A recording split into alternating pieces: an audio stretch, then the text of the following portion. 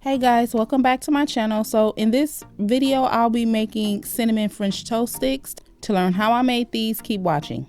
For this recipe, I'll be using brioche bread. I'll only be using 2 slices, pure vanilla extract, cinnamon, nutmeg, 1 egg, and 1/3 cup of milk. So this is pretty easy. You just want to combine your wet ingredients, mix it up really good, and then you're going to add in your cinnamon, nutmeg, and vanilla extract. Also, I added in a little salt.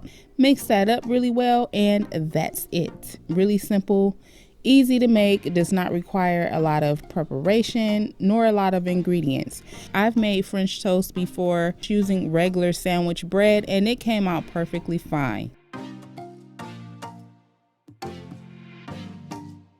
So next, you want to heat some butter on medium to high heat. Then go ahead and drop your bread inside of the egg batter. You're going to place that inside of the skillet.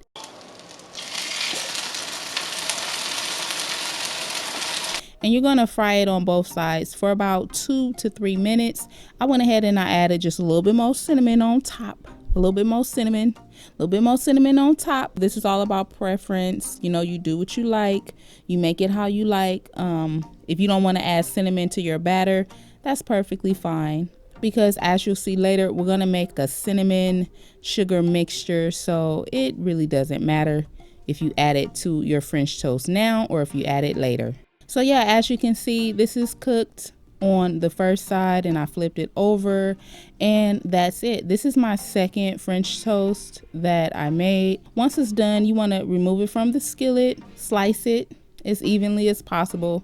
I was a little off with my slices, but you know, it's okay. It's perfectly okay. It does not have to be perfect here. Yeah, so once you slice up your slices, we're gonna dip them in our cinnamon sugar mixture.